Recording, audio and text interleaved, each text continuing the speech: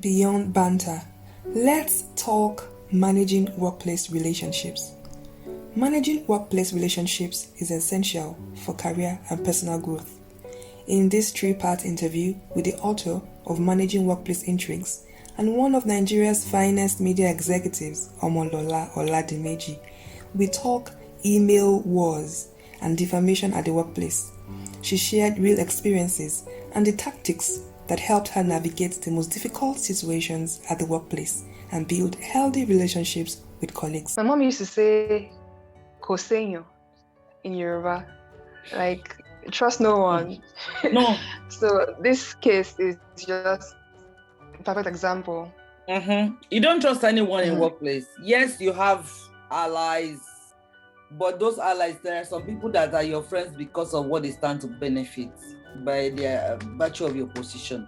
There are friends who are there and they are using you to perpetrate crime in workplaces under the guise that you are their friends by association.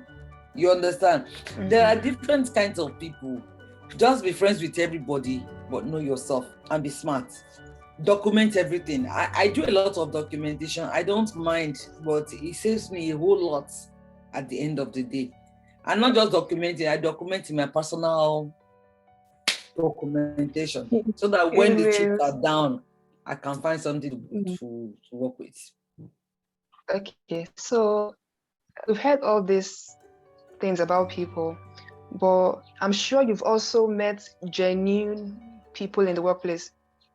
Oh, how yes. do you spot a genuine person and how do you nurture that relationship? Intuition has a lot to do in this way. In the course of in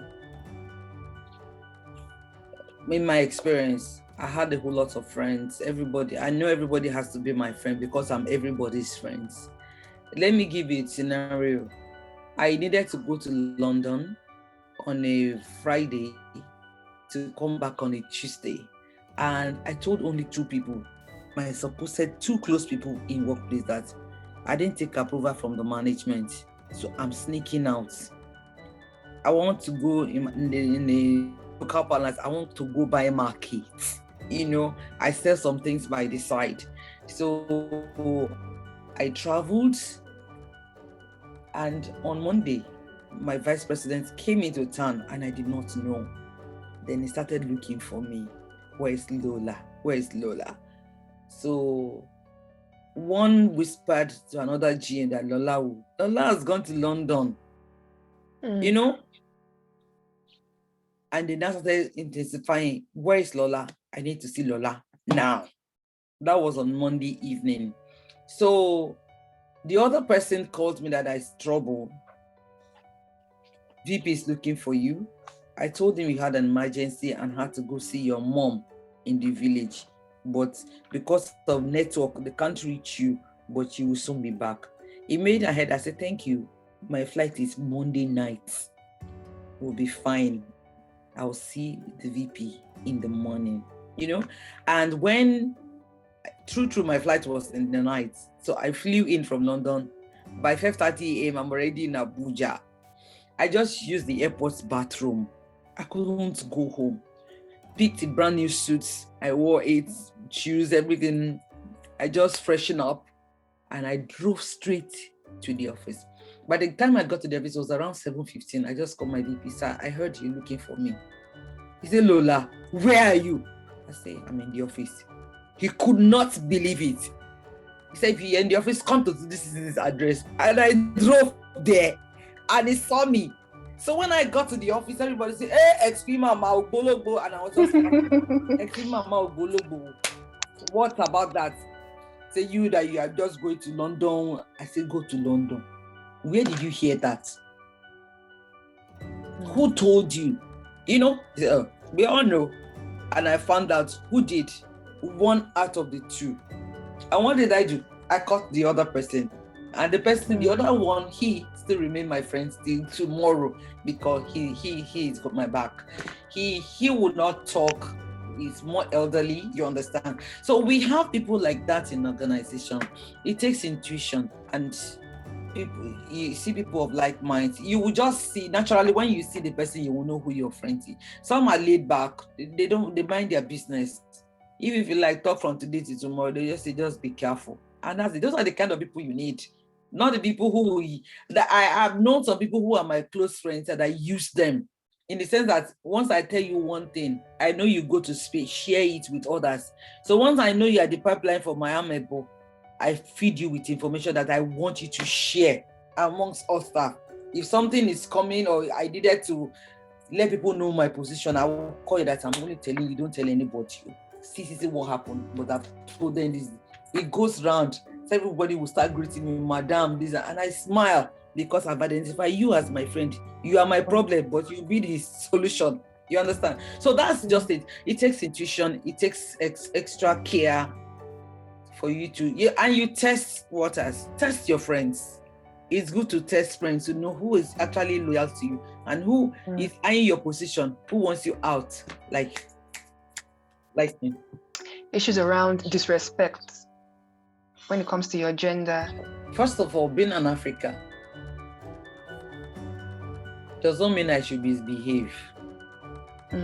I know my superiors, I know those who are older than me, and the way you approach them matters a lot. Some people who are older than me, I give them query. I'll say, Mr. Sozo, Mrs. Sozo, I've sent you a query and I want an answer. After fighting, I'll still go back and meet them. Say, are you still angry? I had to do it. This is our work. We have to just don't be angry. I've done my thing. And we become friends again. Say, okay, I have given a superior a query. Before I give the person a query, I call say, oh God, sorry, management asked me to give you a query. You know it is not me, please. I mean no disrespect. And they say, okay, send the query, I will answer. It's just your line of duty. Jokingly, I'm saying your girl. So, and at some point, the thing is, they always come around. It is you issue. How you see the disrespect? There is way you communicate it back to them and let them know that this thing, I did not like it. Oga, you offend me. What did I do to you? I'm your girl. If you call me to one corner now, that kind of a thing, they like it better than you disrespecting them back. It takes wisdom, especially for a woman amongst men and people who are older than you. They will the African spirit will enter them and they will misbehave at some point. It's only very few of them who've had international exposures that have regard for women. But you just stand your grounds. Short attention span. What is the main takeaway? Number one thing, let your deliverables be top notch. Number two, I have what I keep telling people: experience, goodwill, and God. Those three factors will help you succeed in workplace. What do I mean by experience, goodwill? Well, experience is the one you will gather through learning, unlearning, relearning. When you do your job, when you fall, you rise up, you go ahead. That is what gives you the experience. Goodwill is the relationship you cultivate with your colleagues, your superior, your juniors, everybody around you. Be at peace with all men. Having a mentor is essential.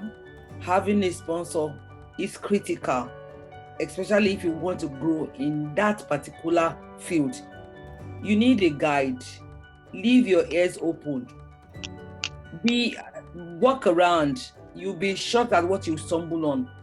Take it onto you and then move on. The third one, which is God, don't ever forget your war room. Because when they are cooking it, it won't come because you've already done it spiritually. The words of our weapon, the weapon of our wars, they are not carnal. Do you understand? So when you let God take charge, everything will work in a position. You will even make your enemies to be at peace. Okay, man. Experience, God, goodwill. EGG, egg. Great. I would remember that. Put it in my, is it right or left hand now? Anyway, no, the left hand, because if you put the right, Left you use hand. it amala. Okay. Hello. Thank If you you're new so here, please don't forget to hit the subscribe button. Thank you in advance.